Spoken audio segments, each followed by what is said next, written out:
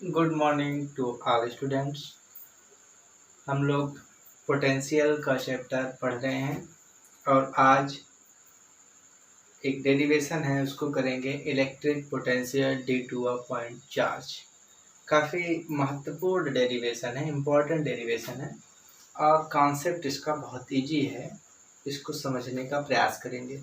जैसे पिछले वीडियो में हम लोगों ने क्या पढ़ा था कि पोटेंशियल के कुछ बेसिक कॉन्सेप्ट्स और पोटेंशियल होता क्या है, विभव क्या है, इसके बारे में हम लोगों ने अध्ययन किया था। तो विभव आपको बताया गया था कि अनंत से वैद्युत क्षेत्र के भीतर किसी बिंदु तक एकांक चार्ज को लाने में जो कार्य करना पड़ता है वो आपका होता है विभव, आपको बताया गया था। या ऐसे भी वैद्युत विभव, क्योंकि जो हमारा रिजल्ट आता है वो दो आवेशित वस्तुओं के बीच आवेश प्रवाह की दिशा भी निर्धारित करता है।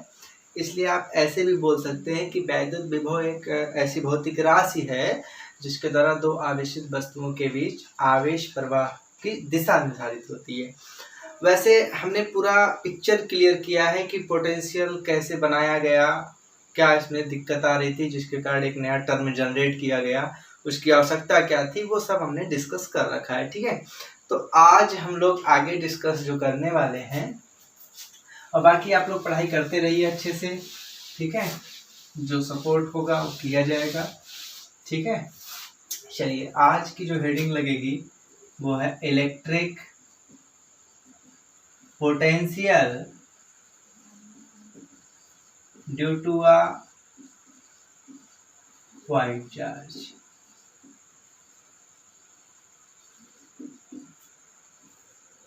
बिंदु आवेश के कारण वैद्युत विभव, ये आज की हेडिंग है। इसको समझने का प्रयास करेंगे। मान लीजिए ये एक पॉजिटिव चार्ज है प्लस क्यू, यहां से स्मॉल आर दूरी पर एक पॉइंट क्या है, पी है। ये पॉइंट क्या है, पी, जिस पर हमको वैद्युत विभव ज्ञात करना है। प्लस क्यू चार्ज है, यहाँ पे प्लस क्यू चार्ज से स्मॉल आर दूरी पर एक बिंदु पी है जिस पर वैद्युत विभव ज्ञात करना है। इलेक्ट्रिक पोटेंशियल हमको ऑब्टेन करना है, फाइंड करना है। तो अगर इस बिंदु पर हमको इलेक्ट्रिक पोटेंशियल चाहिए, वैद्युत विभव चाहिए, तो हमने पहले ही बता रखा है कि अनंत से एक कूलम्ब चार्ज को लेके आना पड़ेगा। तो हम क्या कर देते हैं, यहाँ से डॉटेड लाइन ड्रा कर देते हैं इसे।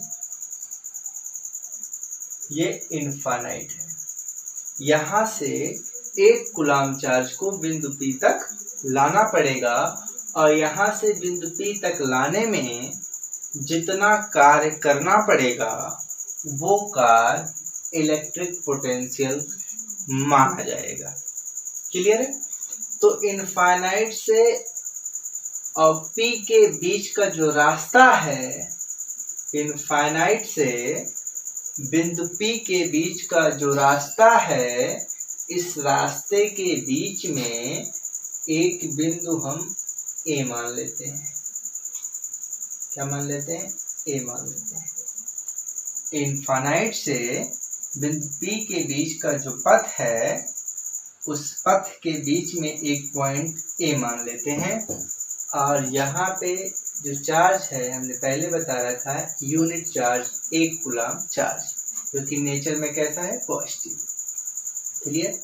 ये भी पॉजिटिव और ये भी पॉजिटिव। क्लियर? तो ये जो प्लस क्यू वाला चार्ज है, ये प्लस क्यू वाला चार्ज ए पर रखे, ए पर जो +1 कूलम्ब चार्ज है, इस पर क्या अप्लाई करेगा, फोर्स अप्लाई करेगा। और ये भी पॉजिटिव है, ये भी पॉजिटिव है, तो ये वाला इसको रिपल करेगा। रिपल करने के कारण इसकी जो डायरेक्शन होगी वेक्टर एफ, इस डायरेक्शन में होगी। क्लियर है? वेक्टर एफ की डायरेक्शन किस डायरेक्शन में होगी, इस डायरेक्शन में होगी। हमको चार्ज को इधर लाना है। क्लियर है? अब मेरी बात समझिएगा। पहले हम क्या करते हैं, हमको जो ये फोर्स मिल रहा है, ये फोर्स मिल रहा है, ये बिंदु ए पर मिल रहा है। तो बिंदु ए और प्लस क्यू के बीच के डिस्टेंस हम मान लेते हैं कितना है, इन दोनों के बीच का डिस्टेंस हम मान लेते हैं यक्स। ठीक है, हमने बिंदु ए और प्लस क्यू के बीच का डिस्टेंस क्या मान लिया, यक्स। अब अगर हम देखें कि प्लस क्यू और प्लस 1 के बीच जो बल लग रहा है, वैद्युत बल लग रहा है, उसका मान आखिरकार कितना होगा। तो अगर हम मान देखें उसका कितना होगा, तो F equal to 1/4 pi epsilon naught. अगर मीडियम हमारा वायु है या निर्वात है तो K की वैल्यू 1 होगी। यहाँ हम K नहीं लिख रहे हैं, मीडियम वायु या निर्वात मान के चल रहे हैं। तो F equal to 1/4 pi epsilon naught Q1 Q2 यानी Q multiply by 1, Q multiply by 1 अपान बीच की डिस्टेंस कितनी है, यक्स, तो हो जाएगा यक्स स्क्वायर। ये हो गया फोर्स। क्लियर। अब हम पहले क्या करते हैं पिक्चर में ये करते हैं कि A से P के बीच का जो पथ है, A से P के बीच का जो पथ है, इस पथ के बीच में एक सूक्ष्म डिस्टेंस dx पहले लेकर के आते हैं इस यूनिट चार्ज को। जो 1 कूलम चार्ज है जो बिंदु A पर है, A से पहले स्मॉल डिस्टेंस dx लेकर के आते हैं और देखते हैं मुझे कार्य कितना करना पड़ेगा। ठीक है, तो स्मॉल डिस्टेंस dx लाने में किया गया कार्य तो हो जाएगा dw बराबर, ध्यान समझिएगा, आप ला इधर रहे हैं, इसका मतलब विस्थापन इधर और फोर्स इधर, तो विस्थापन इधर हो रहा है और फोर्स इधर, दोनों के बीच में 180 डिग्री का कोण बन रहा है। कितने डिग्री का कोण बन रहा है, तो यहाँ पर पहले लिखते हैं वेक्टर या डॉट वेक्टर dx। तो क्या हो जाएगा, f dx, एंगल कितना बन रहा है, ये इधर dx है इधर f है, बीच का एंगल कितना है 180 डिग्री। तो क्या हो जाएगा 180 डिग्री यानी cos थीटा होगा और थीटा की वैल्यू यहाँ पे 180 डिग्री। और cos 180 डिग्री की जो वैल्यू होती है वो -1 होती है, तो f dx मल्टीप्लाई बाई -1, तो आ जाएगा -f dx। हमने देखा कि ये जो हमने वर्क किया है ये सूक्ष्म डिस्टेंस dx लेकर के किया है। अब अगर हम टोटल A से लेकर के पूरा इनफाइनाइट से लेकर P तक हम पूरा सिस्टम अगर करना चाहें तो टोटल वर्क अगर करना पड़ेगा तो हमको क्या करना पड़ेगा, इंटीग्रेशन करना पड़ेगा। Integration dw equal to integration minus को बाहर f dx, तो लिमिट जो रखेंगे वो क्या रखेंगे, इनफाइनाइट टू r f और dx। क्लियर। अब फोर्स की जो वैल्यू है वो क्या पुट करेंगे, इनफाइनाइट टू r, f की जो वैल्यू है वो क्या है 1/4 pi epsilon naught q by x square into dx। Clear. अब इसके आगे यहाँ पे करते हैं, यहाँ तक की कोई समस्या नोट कर लेंगे फिर आगे बढ़ते हैं। क्लियर। चलिए अब यहाँ देखते हैं w equal to 1/4 pi epsilon naught बाहर इंटू q बाहर हो जाएगा और इंटीग्रेशन माइनस भी बाहर, infinite to r 1/x square dx। Clear. आगे करते हैं, इतना नोट कर लेंगे सभी लोग।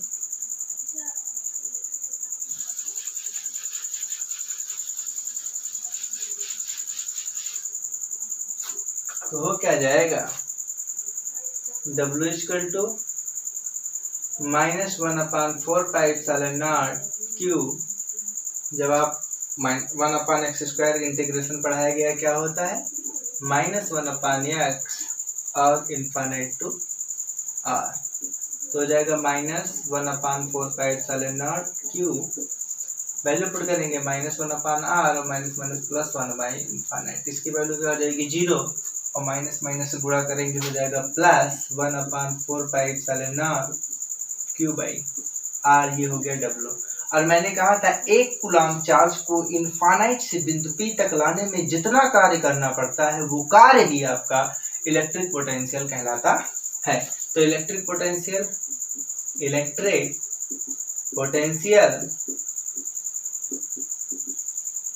V इक्वल टू क्या आ जाएगा, 1/4πε0 Q/r। ये फार्मूला याद कर लेंगे, इस फार्मूले पे हम न्यूमेरिकल भी कराएंगे। ठीक है, ये फार्मूला इलेक्ट्रिक पोटेंशियल का जो आया है V equal to 1/4πε0 Q/r। Clear. चलिए अभी इस पे न्यूमेरिकल कराएंगे, आगे देखते हैं।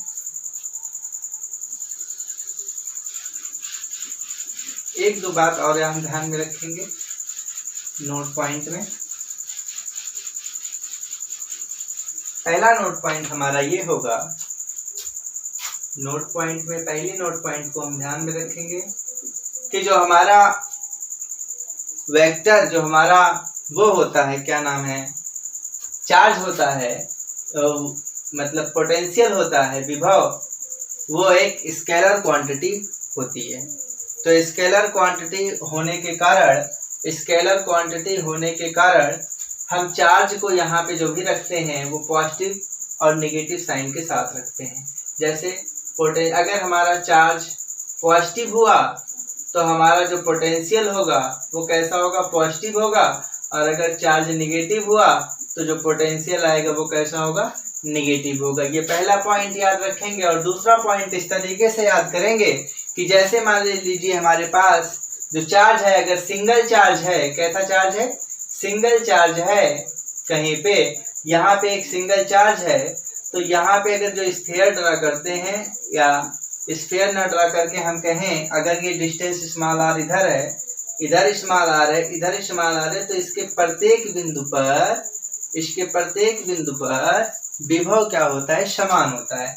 जैसे हमारे पास एक सिंगल चार्ज है, इस सिंगल चार्ज से स्मॉल r दूरी पर, इस स्मॉल r दूरी पर, इस स्मॉल r दूरी पर, इस स्मॉल r, इस स्मॉल, हर किसी पे जो दूरी होगी वो कैसी होगी, जो अगर दूरी समान है तो हर एक जगह का विभव कैसा होगा, समान होगा। इसको बोलते हैं स्फेरिकली सिमेट्रिक होता है, स्फेरिकली सिमेट्रिक होता है। क्लियर, ये दिमाग में बना के रखेंगे। स्फेरिकली सिमेट्रिक कब होता है, जब हमारा सिंगल चार्ज होता है। ठीक, ये दोनों पॉइंट दिमाग में बना के रखेंगे। एक बात और आपको बता दें कि जो हमारे पास पोटेंशियल होता है और जो हमारे पास इलेक्ट्रिक फील्ड होती है, हमारे पास जो इलेक्ट्रिक फील्ड इंटेंसिटी का फार्मूला होता है वो होता है, वहां पे होता है E प्रोपोर्शनल r²। ऐसे, और अगर V को देख रहे हैं तो V में प्रोपोर्शनल होता है 1/r। अगर हम यहाँ ग्राफ प्लॉट करें, इधर हम क्या कर दें, डिस्टेंस, इधर हम क्या कर दिए, डिस्टेंस कर दिए, इधर क्या है, डिस्टेंस, और इधर हम इलेक्ट्रिक फील्ड ले रहे हैं और इधर ही हम पोटेंशियल भी ले रहे हैं। क्लियर। तो देखिए यहाँ पे r का स्क्वायर है तो ये थोड़ा ज्यादा इस तरीके से होगा, लेकिन यहाँ पे 1/r है, ध्यान से समझिएगा दोनों चीजों को। तो ये थोड़ा सा, एक मिनट आपको हम बता रहे हैं, एक इस तरीके का हो जाएगा, थोड़ा ऊपर से निकल जाएगा, और दूसरा मीन्स इस तरीके से, ये इस तरीके से। क्लियर, थोड़ा ऊपर से ही ध्यान समझिएगा। तो इसमें होता क्या है, अगर हम देखें कि 1 मीटर, अगर हमारे पास डिस्टेंस कितनी हो 1 मीटर, डिस्टेंस कितनी हो 1 मीटर, क्योंकि फार्मूले में जो डिफरेंस होता है E=1/4 pi epsilon naught Q by r square और V=1/4 pi epsilon naught Q by r. तो हमने देखा 1/4 pi epsilon naught 1/4 pi epsilon naught same है, यहाँ पे आर स्क्वायर, यहाँ पे आर इक्वल टू कितना रख दिए 1 मीटर, तो ये यहाँ पे 1 मीटर, तो ये, तो यानी इस पॉइंट पर ए इक्वल टू क्या होगा V, मतलब जितना, अगर हम डिस्टेंस 1 मीटर करें तो हमारे पास जितना पोटेंशियल होगा उतने इलेक्ट्रिक फील्ड होगा। तो ये ग्राफ अपने दिमाग में बना के रखें, ये कंपटीशन में ग्राफ बन के आ जाता है तो कभी कभी दिक्कत होती है, ठीक है। इस ग्राफ के माध्यम से हम आपको समझाना चाह रहे थे, ठीक है। अब आगे हम न्यूमेरिकल करेंगे 1-2, तो ये ग्राफ अपना दिमाग में बना लेंगे, ठीक है। आगे हम चलते हैं, 1-2 न्यूमेरिकल करेंगे। तो न्यूमेरिकल में कुछ इस तरीके से होगा,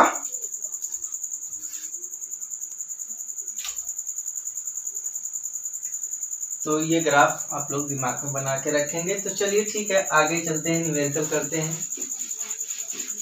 यहाँ तक की थ्योरी थी, अब इस पे बेस्ड न्यूमेरिकल करेंगे, और जिसको न्यूमेरिकल नहीं करना है वो यहाँ से स्किप कर सकता है, ठीक है।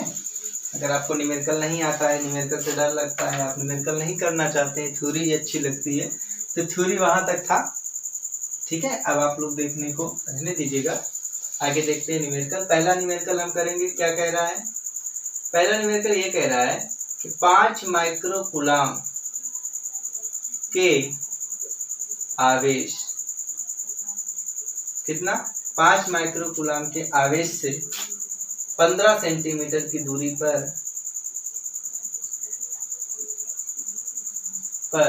विभव की गणना कीजिए, विभव की गणना कीजिए।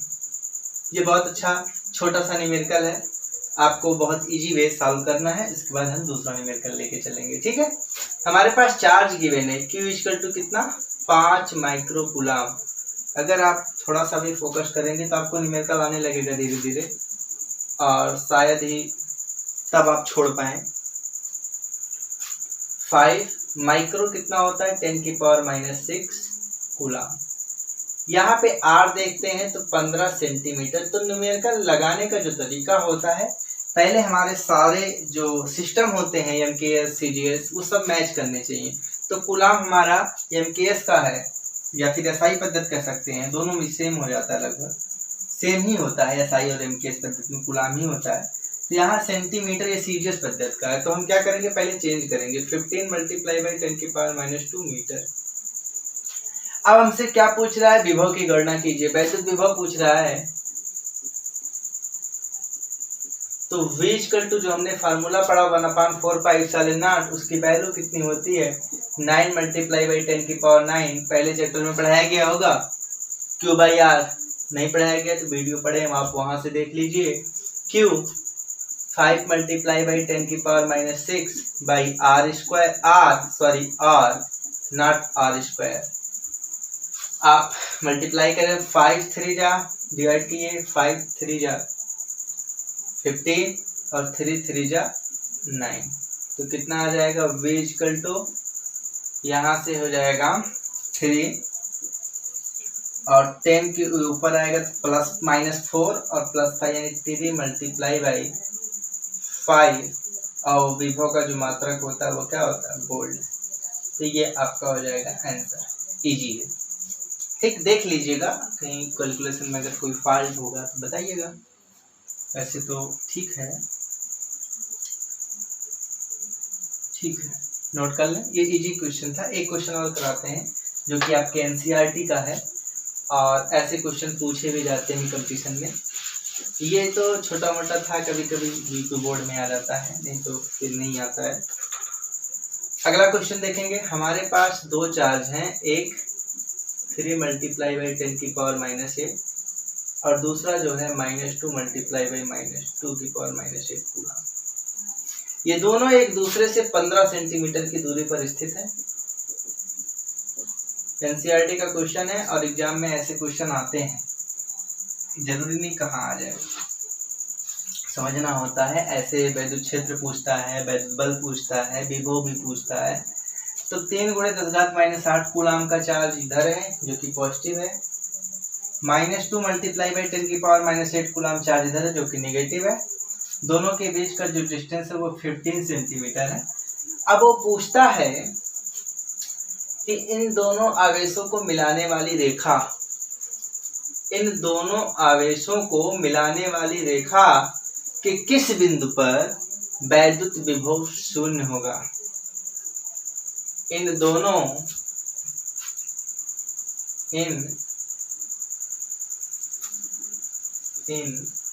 दोनों आवेशों को मिलाने वाली रेखा के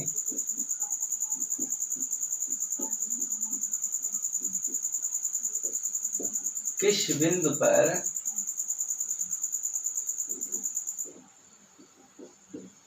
वैद्युत विभव शून्य होगा। तो ये आपका क्वेश्चन है। अब देखो मिलाने वाली रेखा, तो ये जरूरी नहीं यही मिला रहा है। जैसे मिलाने वाली रेखा जो बोल रहा है, तो ये रेखा बाहर भी जा सकती है। क्लियर है? ऐसे मिल के जा रही है ना, तो अंदर भी वो पॉइंट हो सकता है और बाहर भी वो पॉइंट हो सकता है। ऐसा नहीं दोनों आवेशों के बीच में कहा हो। क्लियर? मिलाने वाली रेखा का है, लेकिन ये नहीं कहा दोनों आवेशों के बीच में। तो इसलिए हम अंदर वाला भी करेंगे और बाहर वाला भी करेंगे। क्लियर? तो हम मान लेते हैं कि अंदर अगर कहीं भी एक जस्ट एज्यूम करो कि x डिस्टेंस यहाँ से यहाँ तक ले लिए जो कि पोटेंशियल, तो ये कितना होगा 15 - x। क्लियर? अब इस पॉइंट पे हमने मान लिया पोटेंशियल क्या होगा, शून्य होगा।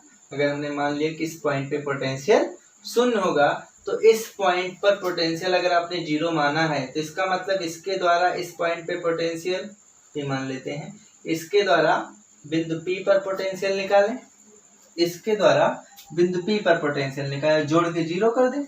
इसका मतलब है क्या हो जाएगा, अगर यहाँ पे A कर दें और यहाँ पे B कर दें, P को छोड़ो, तो VA plus VB equal to क्या आएगा, 0। ठीक?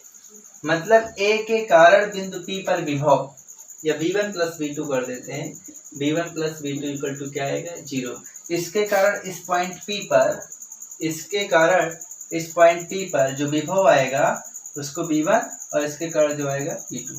तो क्या हो जाएगा इसके कारण, तो 1/4πε0 Q/R यानी 3 × 10⁻⁸।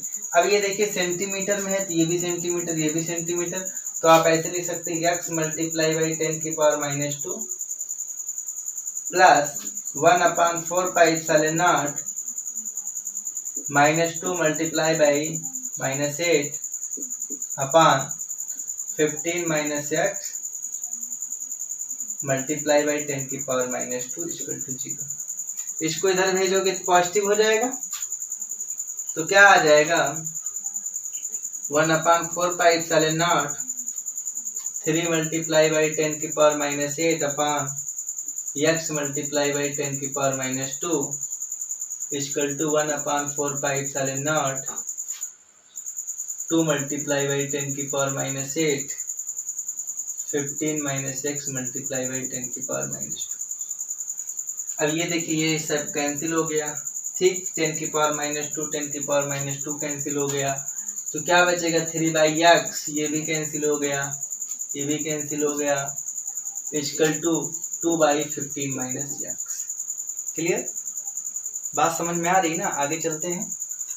15 × 45 - 3x इक्वल टू 2x, उधर जाएगा 5x equal to 45, x equal to 45/5, x equal to 9 centimetre. अगर x इक्वल टू 9 सेंटीमीटर है तो ये कितना होगा 15 - 9 इक्वल टू 6 सेंटीमीटर। इसका मतलब आप आंसर लिख सकते हैं, पहला आप अगर अंदर और बाहर की बात ना करें, आंसर में ये लिख सकते हैं कि दोनों आवेशों के बीच आप आंसर देखिए क्या लिख रहे हैं, दोनों आवेशों के बीच धनावेश से, धनावेश से मतलब यक्स वाला 9 सेंटीमीटर की दूरी पर, 9 सेंटीमीटर की दूरी पर वैद्युत विभव क्या होगा? शून्य होगा, वैद्युत विभव 0 होगा। क्लियर? ये चीज हो जाएगी, समझ आ गया? ये चीज यहाँ पे आपको करना पड़ेगा। दोनों आवेशों के बीच धनावेश से 9 सेंटीमीटर की दूरी पर वैद्युत विभव शून्य होगा। नोट कर ली, स्क्रीनशॉट ले ली जल्दी से, फिर आगे बढ़ते हैं। हो गया होगा, मिटाएं। चलिए, एक होगा ये सिस्टम। अब दूसरा सिस्टम समझिए। इसी का दूसरा सिस्टम क्या था? 3 मल्टीप्लाई बाई 10 की पावर -8 और -2 मल्टीप्लाई बाई 10 की पावर -8। ये एनसीईआरटी का क्वेश्चन है। ठीक, दोनों एक दूसरे से कितने सेंटीमीटर के थे? 15 सेंटीमीटर की दूरी पे। क्लियर? अब हम कहते हैं, मान लीजिए यहाँ बाहर पहले वाले धनावेश से यक्ष दूरी पर मान लीजिए 0 हो रहा है यहाँ पे, तो इसके कारण इस पर और इसके कारण इस पर आप निकाल लेंगे। अब भी ये कितना होगा? अब पूरा x से 15 घटाओगे यानी x -15। क्लियर? अब इसके कारण इसका, इसका कारण इसका, यहाँ पे 0 कर रहे हो तो इसके कारण इसका पहले निकालो तो क्या आ जाएगा? जोड़ोगे यानी 1/4πε0 3 मल्टीप्लाई बाई 10 की power -8 upon x multiply by 10 की पावर -2। x है ना यहाँ से यहाँ तक, इक्वल टू उसका करोगे, इक्वल टू करोगे तो पॉजिटिव हो जाएगा 1/4πε0। अब पॉजिटिव हो जाएगा 2 मल्टीप्लाई बाई 10 की पावर -8 अपॉन x -15। ये कट जाएगा और ये पूरा कट जाएगा, गुणा कर दो 3x -15 45 बराबर 2x। इधर आएगा x = 45 सेंटीमीटर। इसका मतलब इन दोनों आवेशों के बाहर, आंसर में क्या लिखोगे? इन दोनों आवेशों से बाहर, आवेशों से दूर, बाहर धनावेश से 45 सेंटीमीटर की दूरी पर, 45 सेंटीमीटर की दूरी पर वैद्युत विभव क्या होगा? शून्य होगा, वैद्युत विभव शून्य होगा। तो इस तरह का क्वेश्चन हम इस तरह से करते हैं, अक्सर देखने को मिलता है। और इस तरह का न्यूमेरिकल आपको शायद इजी आपको समझ में आ गया होगा। आज हम यहीं पे रोकते हैं और नेक्स्ट लेक्चर में हम आएंगे आपको वैद्युत द्विध्रुव के कारण अच्छी स्थिति में और निश्चित स्थिति में वैद्युत विभव कैसे निकालते हैं वो आपको हम इजी वे समझाने का प्रयास करेंगे। ठीक है, धन्यवाद।